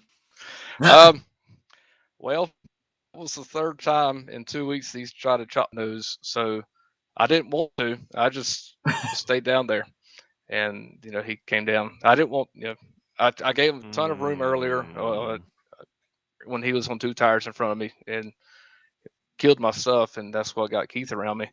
And then I was just going. There was a hole there. I was going. I know he was in old tires. I was just hoping he wasn't going to come down. So I didn't want to, because if I didn't wreck him, I probably would have had plenty of time to get up there and win the race. Zach is suspicious. I mean, come on. You really think that a nice guy like Caleb would do that on purpose? Maybe you could have. It's 4 to go. Whatever. You did the best you could. I'll just leave it at that. I won't give you any more hindsight grief, okay? Yeah. But too much great fun. season for you regardless, Caleb. Obviously, you talked about the bad luck, some of that being self-induced. What can you do maybe in the off season to help you out with maybe some patience for next season, and so you can avoid such situations? Just unplug. That's it. Just time off track. That's about it. That's what I like to hear. My wheel just went in the closet tonight, so I'm not touching nothing for 3 months. I hear you. Very valid there. Caleb, a great season for you, man. The 4 wins, and just obliterating that average starting position. So well done. You got a lot to be proud of, and we'll be rooting for you for next season. Of course, before we fully let you go, though, for the final time this season, whatever you want to close out with. 10-4. I want to thank my Lord and Savior Jesus Christ. Want a big shout out to Steve and and Dan Rubino, them guys. It's pretty impressive. This league going on for 20 plus years. It's a part of another league that did that pigs racing, and now Hobo. So it's been neat to be a part of both of those, and but we're looking forward to what's happening next year, racing with a bunch of these guys again next year. Um, a big shout out to teammates and everyone that's helping out with setups, and y'all for doing the broadcast, and looking forward to this year, doing this again next year. And big shout out to family that's watching. I got some kids beside me right now that wanted to watch the last race of the year, so they stand up beside me. So I can say hey to them right here, but I'll say hey to them again on the broadcast, and everybody else that's watching. I got sisters watching, my parents watch. So yeah, so all friends and family that watch. And but yeah, so big thanks to all the guys out here racing. I know there may not be some I race with in the future, but it's been great racing with all y'all. It's been great to have you out here, man. Looking forward to next season. Hopefully we'll get to see plenty more of you out there on the racetrack. Thank you. Y'all have a good one. You too, my man. User was moved out of your channel. Caleb Lingle, the second place finisher tonight. Next, we'll go ahead and get our race winner. Starting User with was moved to your channel. KJ. I said starting with as if there are multiple winners. But nope, it's KJ. KJ, dear copy. KJ Kilojoules, do copy, my friend. We will come back to that. User was moved out of your channel. We'll come back to KJ in a moment. Let's see, we got some other guys down here that are hoping to talk. Let's start with I believe this is Ricky Bumbalo. User was moved to your channel. Is this Ricky Bumbalo that I've got here? Yes. Hey. What up? Hey, good to have you up here, man. And take advantage of some open interviews here. 8th place finish on the night this evening. And let's see. That's probably going to keep you at 14th in points on the season. Tonight is your 17th top 10 finish. You had 5 top 5s on the season. Overall thoughts on how you feel like your year has gone for that team number 85?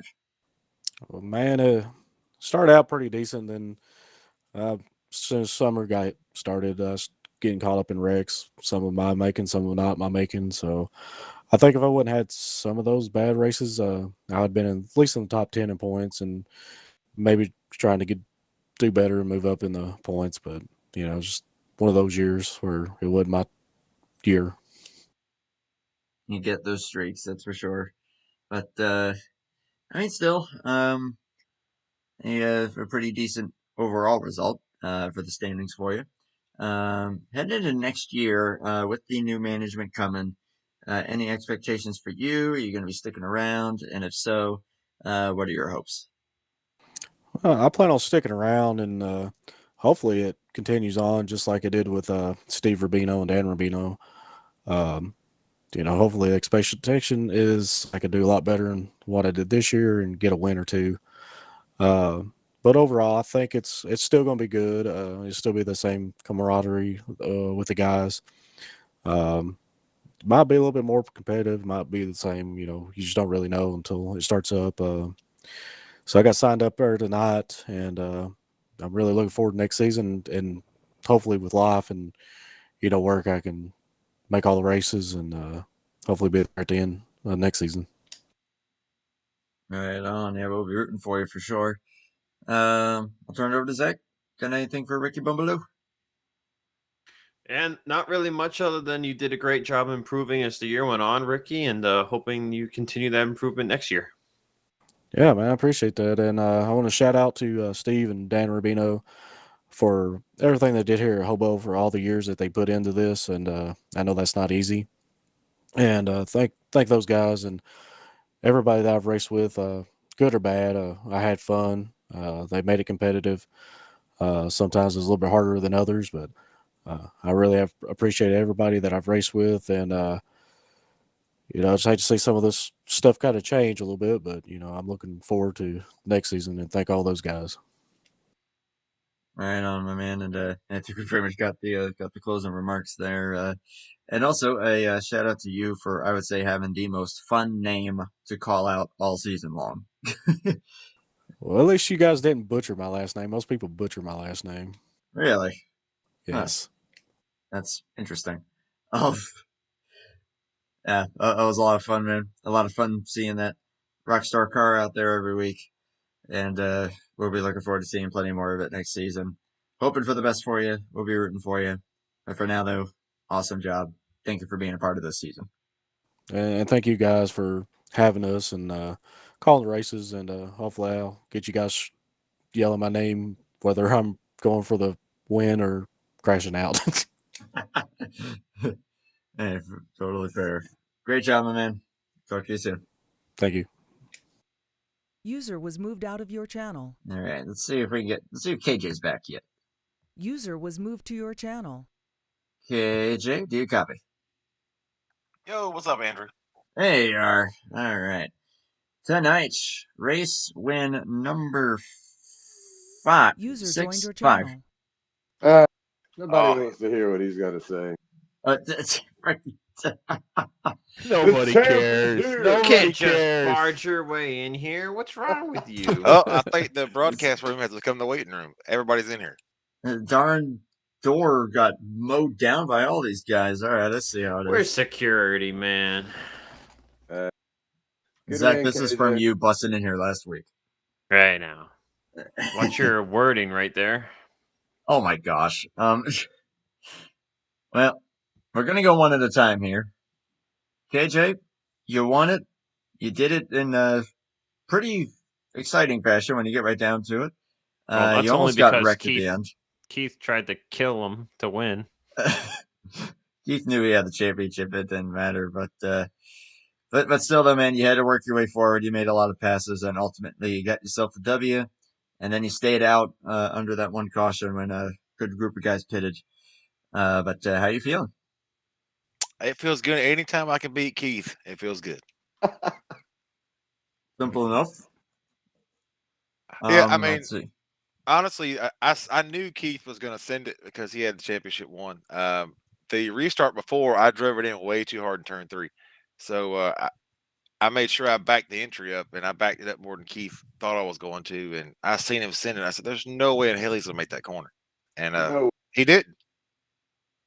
Nope. See, so what happened was just like you said, the time before he shot it in high, and I didn't take advantage of it. I went in there kind of easy. I was like, man, that was my chance. So this time when he went in there, he drove it in, but then he didn't drive it in as deep, and then started cutting back. And I was expecting him to go high, and I threw that thing in there, and I was like, uh-oh. When the championship's locked up, it don't matter. He threw it in there like he had one hand on the wheel and the other hand in a beer in his hand. That 100 proof was in my hand. Yeah, the 100 proof. Actually. Oh my goodness. Sticking to KJ here real quick. I mean, even though you did miss a handful of races there, that is still a pretty hefty season that you have had coming into this one. That will be 6. 5 or 6. Yeah, 6 wins. 6. 18 top 5s, 23 top 10s. A pretty darn good season, I would say. Yeah, I think I missed. What do you think, Keith? Somewhere between 8 and 10 races. Yeah, Missed you a did. bunch of races. 32 starts out of 39. Some of those are provisionals, I think. Oh yeah, fair. So, yeah, it was good, Andrew. I wish it was a little better. I wish I could have raced the whole chase, but life happens. So I'm glad I finished strong, and I'm glad I beat Keith. So that's all I can say. It all boils down to Keith. Too good. But man, you do have the title now of winning the final hobo race under its current leadership. I'm sure that there's something in your mind that's going, hey, that's pretty cool. Yeah, honestly, I didn't think about that till we were sitting in the waiting room. That was the last race in this version of Hobo. I didn't think about it till then, but that's pretty cool to get the last trophy of the league here. Hobo's not leaving. We're just kind of changing things around a little bit. So yeah, that was pretty cool. Yeah, We're man. moving to American Online Racing. Google it. American Online Racing. Okay. AOR. I like it. That was the website that I saw posted in TeamSpeak there. Yeah. Right on. I will be keeping an eye on that as things progress. Before we get any further into things here, Zach, any questions for our race winner? Was there ever any doubt? I mean, it's Phoenix. You own this place. I'm not a fan of this version. I'm not quite as good. I think when Herman blew up, Keith didn't really try to race me that hard. Once I got the nose there, he kind of just rolled over a little bit because he had nothing to lose. But Carl was good, but I burnt the right front up trying to get to Keith. But yeah, it's Phoenix. I'm usually in the ballpark here. But yeah, I love this track. And I think we're going hopefully to 2011 next year. Ain't that right, Keith? Maybe so. Maybe not. Maybe so. Maybe not after Keith heard that. I don't know. He's better there than any of us are. So we might run something different. Who Put knows? 2011 on there. Let's do 2011 at least one time next year. 2011. That's a darn competitive track. That's for sure. But it's a lot like this track, but not quite as much grip. Yeah. But in all seriousness, KJ, what was it like to kind of slowly work your way through the field tonight? Because it was pretty hard to pass at times. Yeah, it is so hard to pass this track, especially 3 and 4 on new tires are almost wide open. You kind of have to wait until somebody kind of slips a little bit, and that's what happened to me. I got around Herman and I bottomed out, and he got back around me, and it's just so hard to pass. And every time the tires start to wear out, we have a caution. But we slowly got there. We had some people kind of make mistakes and kind of help us along the way. But you got to win. The only way you can win is put yourself in position to win, and that's what we did. And you pulled it off, man. Win number 6. Congrats to you. And phenomenal run for that 029, as often is the case whenever we get to talk to you. But just before we let you go, whatever you want to close out with, my friend, have at it. First, I want to say congrats to Keith, three-peating there. Last title at Hobo here, so congrats to him. He had a really good season, and he really turned it up in the chase there. So good championship, Keith. Good race, Caleb. Caleb recovered really good from what happened in the last 25 laps. I didn't think he was ever going to get back up there, but he worked his way back up there. And also want to say thanks to Steve and Dan Rubino, for everything they've done at Hobo. I haven't been around but the last probably 5 years, but Hobo is a great league, bunch of great guys here. It's been around for, I think, 25 years. It's not going away. We're just kind of changing things a little bit. So I want to say thanks to Steve for all he's done throughout the years, and we'll keep it going. Right on, my man. Great win, great season. We're really excited to see what AOR is going to bring to the table here. So appreciate you guys and what you're bringing to the table. But for now, though, go celebrate, my man. Get yourself some of that Stella Artois, why don't you? Yeah, thank you, Andrew. I think, Keith, isn't it? Aren't we still running under the Hobo name, just with AOR? Yeah, we're gonna be running like with AOR, but we'll still have User like left your channel. truck series will say Hobo Trucks or something like that, and Hobo Cup, and they'll still have the series they run as well, so guys can jump in and run other series as well. So yeah, that's basically what's going on. Gotcha. One more thing, Andrew, before I get out of here, before I get Yeah. yelled at, I want to say hi to my mom and my wife. They were both watching. I got the congrats, and we'll make sure I get that in there before I forget. So yeah, that's it. I'm done now. You're good, man. You're all good. Great job, and we'll be seeing plenty more of you soon. All right, thank you, fellas. Yes, sir. Good win. User was moved out of your channel. Why did Jeff leave? I don't know. And I was going to congratulate him on finishing all top 5s and top 10s. Let's pull him back down. I don't User think was I moved can. to your Oh, there you go. channel. Yeah, you Get can back go. in here, boy. Oh, I'm sorry. Yeah, man. Hey, you jumped in here. You signed up for this. Mr. 22 top 5 and top 10. You knew I was going to bring that up. Mr. Consistency. Yes, sir. But Top I will 5 or ask nothing. you this. After the ordeal that you had there with Ryan Johnson, did that change the car at all? It didn't seem like it affected the pace. Yeah, and I wasn't, like I told Ryan, I wasn't paying attention to him. I was paying attention to the 22 because I was like, oh, he's kind of forcing his way in there, and I kind of let up just a little bit and didn't really know that Ryan was right there.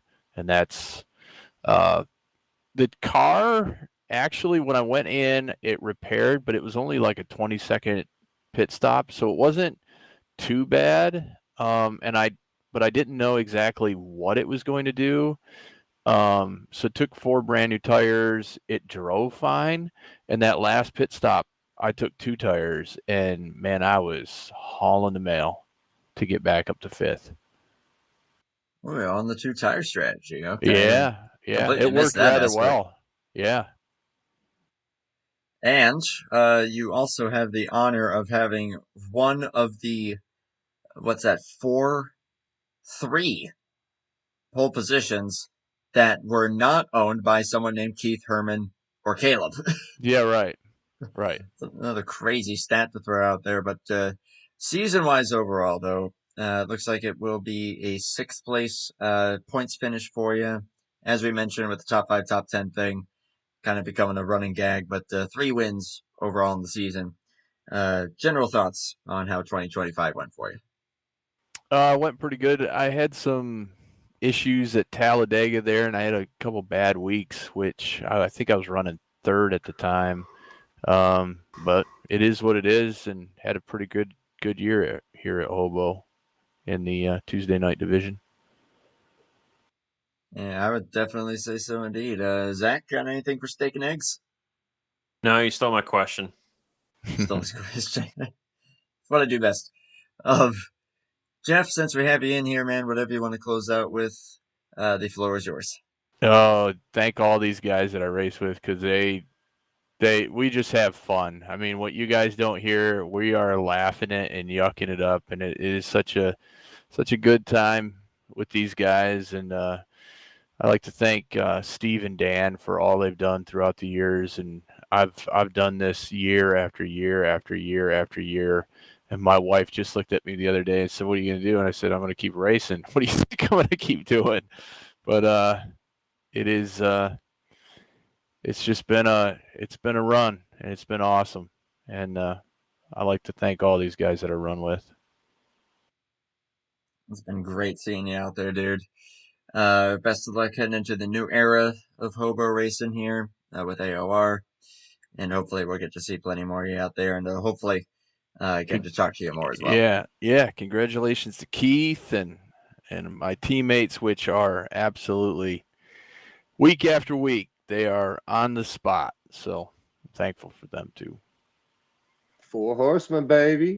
4 horsemen. That's right. And Barry Windham. Yes.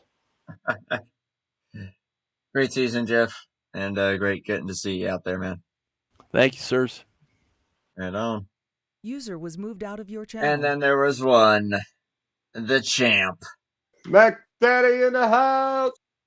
He did it again.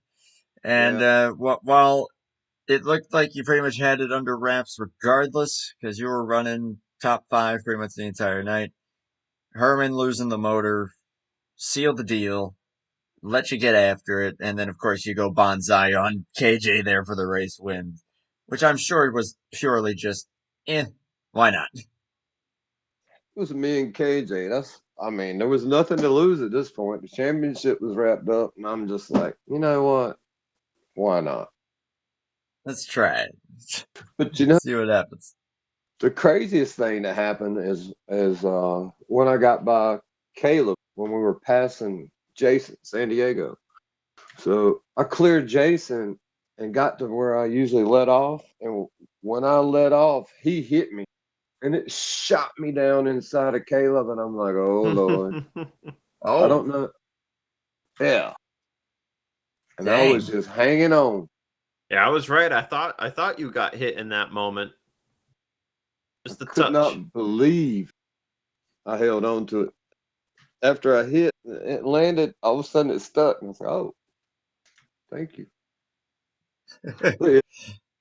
It was a great season. I mean, we had a really good year at Hobo. You've seen the first of the year. We had some struggles and looking like a different league. And then later on in the season, the racing got a whole lot better and a lot of green flags. And y'all weren't in here all night, right? Hey, I was enjoying every bit of every single race. Honestly, it was a hoot just to be able to call the whole season. Yeah, the night turned out to be. I mean, we had a few cautions, but the racing was good. Caleb was really good. It was so hard to pass. I mean, I was dogging him early. I was like, I sounded like Harry one time at Pocono. Other people know the story, but I just wanted to lead a lap, and then I And you got finally some. took me forever, but I finally got it. And you I got just wanted some. him 5 extra points just in case, but No extra security that ultimately didn't even really need. didn't. Yeah. I feel so bad for Herman. Herman had a great first what is it, 20 races, whatever, till we get to the playoffs. He was Yeah, like 28. yeah, he was so good, so consistent. We got in the chase and he had a couple missteps, but the last two wasn't his fault. He got disconnected when at Martinsville, and we'd practiced all week, and he has such a good car. And the same thing tonight. We practiced several hours this week, and he had a better car than I did the whole time. But qualified, I out-qualified him somehow. Great job, Caleb, on the pole. And, this track is so hard to pass. So the track position basically means everything. If you can get by somebody on pit road, you're golden. And I just hate it for him. He blew up, and then I was just like, yeah, he's over now. Yeah, that was Just, it. just want to give a shout out to him, man. He had a great year, and he worked hard. He's a great teammate. We worked really hard all together and through the year, and a lot of times running different setups, but still, working together and trying different things, throwing things at it, and it turned out all right. I'll take it. As I would hope you do. My personal last question here. The final Hobo Cup champion of this era, kind of as KJ mentioned there. How you feeling about that, man? I think that's pretty cool. Yeah, it feels pretty good, and to do it 3 in a row, which is really hard to do anywhere you race. It's hard to win full season championship 3 years in a row. So, yeah, but mess up during the year, gets to the chase, I tighten up a little bit, and I can still race pretty good when I tighten up. Anything that Zach has for our champ? Mac Daddy, how we gonna celebrate tonight? I'm gonna drink some 100 proof. What about tomorrow morning? I'm gonna go work tomorrow. Shoot, I ain't no joke. You got a hangover medication that'll get you going tomorrow morning? I hadn't had a hangover since I was your age, son. Oh, okay then. Man's on another level in his drinking game too, I guess. But It works. Keith, great season for you, man. That's two straight Hobo Cup titles here to end the the current, now going to be former iteration of Hobo. How much do you think? How much? Three in a row? Okay, I didn't know if you had won 2023 or not, so I just said 2 in a row. I did. Okay, well, look at Mr. Cale Yarborough over here. Yeah, right. I killed it. Had a little JJ in there too. Let's see if I can get a couple more. Couple more. So, how much do you think the league may or may not change as far as track selection goes next year? I think we're going to run. We like to run a lot of the original tracks, and we'll still run them, and we'll throw a few in here and there, different versions of tracks. I know there's a couple different ones I want to try, and also we'll probably have a couple road courses next year because we haven't run a road course in a while, so we'll probably throw a few of them in there, make some other guys happy because we get a lot of crap about no road courses. I like the sound of that. But I think it's going to be really smooth once we transition. We can get everybody signed up this winter. We got a few bugs to work out, but we're going to be on it. We got this thing pretty much dialed in. We have it dialed in before the season starts, and I hope everybody comes over and signs up, and even some new people come over and sign up. Will be fine. Well, I'm looking forward to hopefully being a part of that. And thank you for what you do for making these happen, as well as just what you do for the league as well, and keeping it going. So big congrats on the championship and doing it once again, man. And hopefully that will continue into this new era. Before we let you go, though, if you do have any other further closing thoughts that you would like to give to the folks out on YouTube, have at it. Yeah, just one big final thanks to Steve Rubino. 20-some years, bro. You kept this thing going, and like Jeff Stakanis was talking earlier, it's like we got a big group of guys, and we get in here and we race 2-3 nights a week, and it's just like you hanging out with your buddies and just having a good time. And I think that's what maybe Steve thinks he was going to miss or something. But we're keeping it going, and hopefully he'll race with us some more. Him and Dan and all the other old guys, Dion and Duke, and some of the Ron Simpson and some of the guys. Maybe they can get it worked out and then come on over there and race with us too, because we sure would like them to come over. And I'd like to give a shout out to my mom. My mom watched me wreck on the last lap. She said, "Son." Why But not? Nothing to lose at that point. yeah, and shout out to my girlfriend and shout out to KJ. Great job. He was right when he got to me right there, and Herman and Blue. I was like, there ain't no reason to race him now. I'll wait till the last lap. Yeah. I want to Great. thank y'all for the broadcast this year. You've done a great job. It's been a blessing. We can go back and watch it. And I just appreciate y'all for everything y'all do. And we'll catch you next year, I guess. That's the plan. Oh, Thank you again, and also thank you for the kind words. Me and Zach just having some fun up here. one little kind word to Zach. Congratulations on the Danny Harding Memorial win the other night. Oh, thank you, man. I screwed around all night and still finished second. So Yeah. And this idiot spun out with 10 to go. oh, you did it. He didn't get a yellow for that either. Yeah. Oh, he's got the Dan Rubino syndrome. Dan will wreck and won't get no yellow. Yeah, that wasn't my proudest moment, but a moment that is proud for you, winning the final Hobo Championship in this era. Congrats, man. Well earned, well deserved. And yeah, go celebrate, man. I won't hold you up any longer. Appreciate it, guys. Thank y'all for everything y'all do. Let's go, Hobo.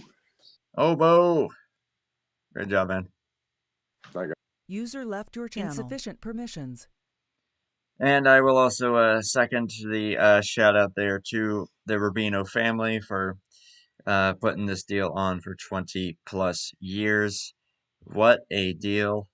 And I am honored to have been a part of it for their final season of this particular era. Zach, closing thoughts on what we got to see tonight in the chase, and really whatever you got to catch throughout the season.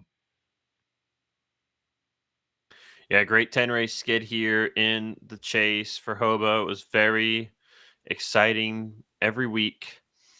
There were times where it looked like, we had a clear-cut championship favorite, and then Keith wrecked it at Homestead on lap 1. Well, not lap 1, but he wrecked it early. And then, Herman was right back in it. And then, unfortunately for Herman, the internet really put him in a box, cutting out on him last week for tonight.